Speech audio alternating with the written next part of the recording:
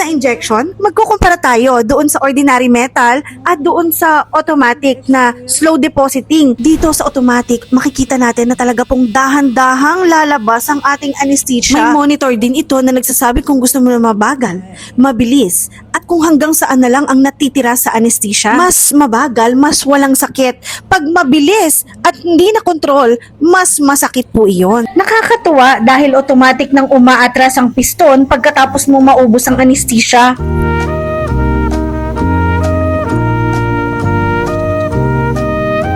Discard at palitan ng bagong carpiol. Pero balik muna tayo sa manual. Anong mas mainam sa pananaw ng pasyente at pananaw naming mga dentista? Mas madali nga ang manual, mas mabilis.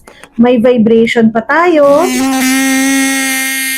Lagyan ng konting technique para maging painless ang injection. Hindi ba't napakabilis at napakatipid gumamit ng nakagisnang injection? Pero ang hinahanap-hanap talaga ng ating mga pasyente is yung gradual, yung dahan-dahan, yung painless. So medyo mananalo dito ang ating automized injection. Salamat sa tiwala and have a great teeth day!